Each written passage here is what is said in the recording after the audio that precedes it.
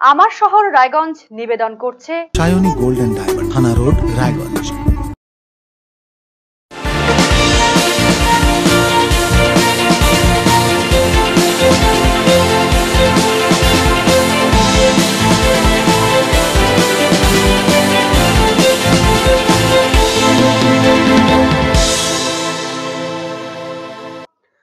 নমস্কার, দেখছেন আরসিটিভি সংবাদ। আমার শহর রায়গঞ্জ নিয়ে আপনাদের সঙ্গে আমি রিজু। প্রথমে যে খবর দিকে চোখ রাখবো, রায়গঞ্জ বিশ্ববিদ্যালয়ের 20 জন অতিথি অধ্যাপককে শোকজ করল কর্তৃপক্ষ। বৃহস্পতিবার এই শোকজের চিঠি পাঠানো হয়েছে প্রত্যেককে।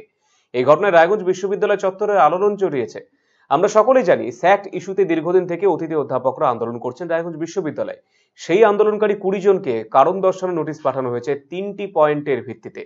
কিছুদিন আগে বিনা অনুমতিতে বিশ্ববিদ্যালয় ক্যাম্পাসে ধর্ণা, মধ্যরাত পর্যন্ত উপাচার্যকে ঘেরাও সহ মোট 3টি বিষয় দেখানো হয়েছে। অতিথি অধ্যাপক রাকিব আলী মিনাজ জানিয়েছেন, আন্দোলনের ধরন নিয়ে কিছুটা ভুল বোঝাবুঝির জেরেই এই জটিলতা সৃষ্টি হয়েছে। অফিসিয়ালি তারা এই শোকজের উত্তর দিয়ে দেবেন বলে জানিয়েছেন রাকিব বাবু। বিশ্ববিদ্যালয়ে 3টা পয়েন্ট দেখে আমাদের শোকজ করেছে। প্রথমত 20 তারিখের ওনারা যেটা পয়েন্ট দেখাচ্ছে যে 20 তারিখে আমরা ভাইস চ্যান্সেলরকে অর্ধেক রাত অবধি ঘেরাও করে রেখেছিলাম, যেটা একদম বাস্তব সত্যি না।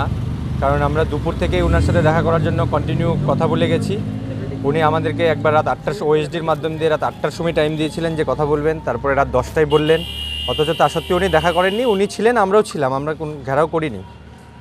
আর সেকেন্ড যে পয়েন্টটা বলছে যে আগে যে ধর্নাটা দিয়েছিলাম সেটা আমরা বিশ্ববিদ্যালয়কে জানিয়ে দিয়েছিলাম। এখন যদি উনিরা বলে যে পারমিশন দিনই, পারমিশন কেউ কাউকে দেয় না ধর্নার জন্য।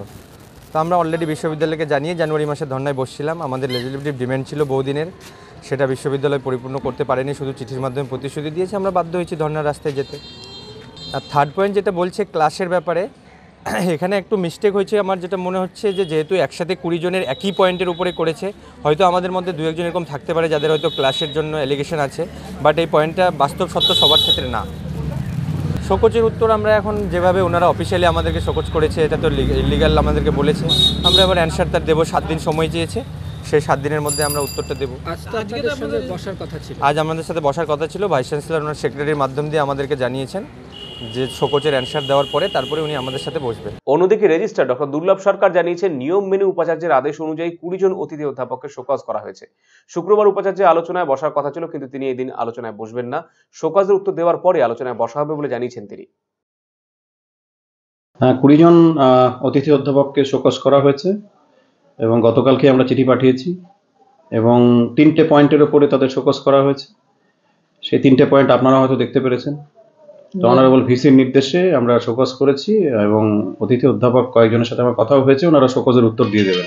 দেখুন, সবকিছুরই তো তো আমাদের তো এটা বড় বিশ্ববিদ্যালয়, এটা ছোট নয়। এখানে অনেক রকম স্টেক হোল্ডার্স আছে, প্রচুর ছাত্রছাত্রী আছে, প্রচুর শিক্ষক শিক্ষিকা আছেন, প্রচুর আধিকারিক রয়েছেন এবং নন টিচিং স্টাফেরা রয়েছেন। তো বিভিন্ন বিষয়ে বিভিন্ন রকম ইস্যু আসতেই পারে। তো ইস্যু আসলে আমাদের যা করতে হয়, আমাদের স্ট্যাটুটরি প্রভিশন, মাননীয় উপাচার্যের নির্দেশ মতো আমাদের সেই মতো পালন করতে হয়। নিশ্চয়ই কিছু অসঙ্গতি ইস্যু এসছে, সেই জন্যই করা হয়েছিল এবং মানে as per norm, as per rules and regulations যা করা হয়েছে। না, আজকে ভিসি বসছেন না। ভিসি আমাকে জানালেন যে উনি ওনাদের থেকে শোকজের উত্তর পাওয়ার পরেই ওনাদের সাথে বসবেন। চোখ রাখছি পরবর্তী খবরে। রায়গঞ্জ বিশ্ববিদ্যালয়ে 9 দফা দাবিতে ডেপুটেশন দিল সারা বাংলা তৃণমূল শিক্ষা বন্ধু সমিতি। কর্মসূচিতে নেতৃত্ব দিয়েছেন সংগঠনের জেলা সভাপতি তপন নাগ। এদিন তিনি উপাচার্যের বিরুদ্ধে তীব্র ক্ষোভ উগড়ে দিয়েছেন। তিনি জানিয়েছেন, বিশ্ববিদ্যালয় উপাচার্যের নেতৃত্বে একাধিক অনিয়ম চলছে। যখন তখন শিক্ষাকর্মীদের বরখাস্ত করা হচ্ছে।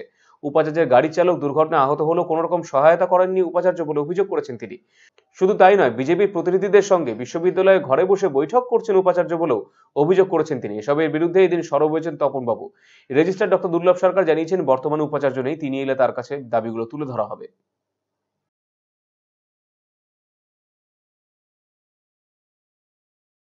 উনি সিদ্ধান্ত নিয়েছেন আমাদের ভর্তিতে যে কন্ট্রাকচুয়াল আছে 5,000 টাকা দেবেন না, 3,500 টাকা যারা নবাগত কন্ট্রাকচুয়াল তাদের দেবেন না, চিকিৎসার টাকা অ্যাক্সিডেন্টে দেবেন না। যে আমরা বিভিন্ন 9 দফা দাবি নিয়ে আপনাদেরকে দিয়েছি। আমাদের বক্তব্য যে দাবিগুলো আপনাদের দিয়েছি, মানে ওনাকে পেশ করে আপনাদের কপি দিয়েছি, সেগুলো যদি উনি আলোচনায় অন্তত না বসেন, তাহলে পরে আমাদের যা বৃহত্তর আন্দোলন নেতৃত্বের সাথে কথা বলে আমরা সেটাই করব। না, কাজ করবো না এই কারণেই, মানে প্রত্যেকে উনাদের আচরণে, কেন এখানে সেদিন আমরা অবস্থান বিক্ষোভে বসেছিলাম, তারপরে রাত 2টা 2:30 যখন হয়ে যায় তখন তিনি বেরোন, উনি তো নিজেকেই তালা দিয়ে বসেছিলেন ঘরের ভিতরে, কোনো কাজ হয়নি সেদিন, কোনো কাজ উনি করতে দেননি। তাই তিনি অভিযোগ যেটা করছেন ভিত্তিহীন, মিথ্যা, এবং কারণ যে সেদিন এখান থেকে গিয়ে সমস্ত আধিকারিকদের নিয়ে যশন এসে ফোয়ারা তুলছে তার বাংলাদেশ। হ্যাঁ, ওনারা এসেছিলেন, ওনাদের কয়েক দফা ডেপুটেশন আমার কাছে দিয়ে গেছেন। ওনাদের 9 দফা একটা দাবিপত্র আমাকে দিয়ে গেলেন। তো আমি ভিসি আজকে নেই, স্যার বাইরে আছেন। তো এটা নিয়ম হচ্ছে, যখনই কেউ দাবিপত্র আমাদের কাছে দেয় তখন আমরা অনারেবল ভিসির কাছে সেটা পাঠাই এবং অনারেবল ভিসির নির্দেশ মতো আমরা কাজ করি। দেখা যাক, স্যার আসুক, আমি স্যার এলেই আমার এই দাবিপত্র স্যারের ওখানে পাঠিয়ে দেবো। হ্যাঁ, অনিয়ম যদি থাকে তদন্ত অবশ্যই করা হবে। এখানে যা যা অভিযোগ এসছে আগে তো তদন্ত করাও হয়েছে, অনেক জিনিসেরই তদন্ত হয়েছে, অনেক জিনিস ঠিক করা হয়েছে, অনেক জিনিসকে কাউকে কাউকে শোকজ দেওয়া হয়েছে। সুতরাং এগুলো নর্মাল প্রসেসে যা যা হবে মাননীয় উপাচার্যের নির্দেশ মতো সব করা হবে। সাংসারিক অশান্তির জেরে গৃহবধূকে হত্যার অভিযোগ ঘিরে চাঞ্চল্য। বৃহস্পতিবার ঘটনাটি ঘটেছে রায়গঞ্জ থানার অন্তর্গত বারোদুয়ারির মধুপুর এলাকায়। মৃতার নাম ভারতী বাঁশপোর বর্মন। 2016 মার্চ মাসে মধুপুরের বাসিন্দা রূপন বর্মনের সাথে প্রেম করে তার বিয়ে হয়। মৃতার আত্মীয়রা জানিয়েছেন, বিয়ের পর রূপনের পরিবার মানতে চাইছিল না। বিভিন্ন সময় ভারতীকে শ্বশুরবাড়িতে নির্যাতনের শিকার হতে হয়। মৃতার মামা গৌতম বাঁশপোর জানিয়েছেন, ভারতীর স্বামী একাধিক বিবাহ বহির্ভূত সম্পর্কে যুক্ত, মহিলাকে টাকা পয়সা দেওয়ার জন্য চাপ দেওয়া হচ্ছিল বলে অভিযোগ। বৃহস্পতিবার তারা জানতে পারেন গলায় ফাঁস লাগিয়ে আত্মঘাতী হয়েছেন তিনি। যদিও তাদের অভিযোগ, তার স্বামী সহ শ্বশুরবাড়ির লোকজন মহিলাকে হত্যা করেছে। তারা স্বামী সহ 3 জনের বিরুদ্ধে পুলিশে লিখিত অভিযোগ দায়ের করেছেন। দেহটি ময়নাতদন্তের জন্য রায়গঞ্জ মেডিকেল কলেজ হাসপাতালে পাঠানো হয়েছে। পুরো ঘটনা তদন্ত শুরু করেছে পুলিশ।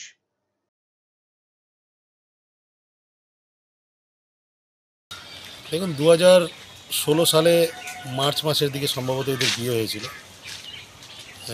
লাভ ম্যারেজ করেই এরা বিয়ে করেছিল। জামাইটার নাম হচ্ছে রূপন বর্মন। বিয়ে করার পর এদের বাড়িতে, মানে রূপন বর্মনের বাড়িতে, এই মেয়েটিকে শুরু থেকেই এরা অ্যাকসেপ্ট করে নিতে চায়নি। তারপর বিভিন্ন রকম ঝুট ঝামেলার মাঝখানে দিয়ে মেয়েটা সংসার করেছে। তার একটা কন্যা সন্তানও হয়। কন্যা সন্তানের বয়স 4 বছর প্রায়। এবার আমরা এই দ্বন্দ্বগুলোকে অনেকবার মিটাতে যাই আমাদের সাংগঠনিক হরিজন সম্প্রদায়ের কিছু লোকজনকে নিয়ে, যেটা আমরা অনেকবার মিউচুয়ালও করে দিয়েছিলাম। মেনে নিতে চাইতো না। এখন আমাদের সমাজ এত উন্নতি হয়ে যাওয়ার পরেও আজকের ডেটে কোথাও না কোথাও একটা জাতিগত ভেদাভেদ রয়ে গেছে। সেই ভেদাভেদের কারণেই হয়তো সেটা ছিল, বা তাকে সেই সমস্ত ব্যাপারগুলো নিয়ে টর্চার করতো। এবার টাকার জন্য অনেক সময় তাকে প্রেশার দেওয়া হতো যে আমার আর্থিক অবস্থা ভালো নেই, টাকা পয়সার ব্যবস্থা করো। আরও বিভিন্ন রকমের সমস্যা। আমরা তো ভিতরে আর ঢুকে দেখিনি, যেটুকু শুনেছি। আমরা বিকাল 6টার দিকে জানি, কিন্তু ঘটনাটা ওদের পাড়ার থেকে এবং ওদের বাড়ির লোকজনের কাছে আনুমানিক একটা সময় পাওয়া গিয়েছে 3:30। 3:30 নাগাদ নাকি ও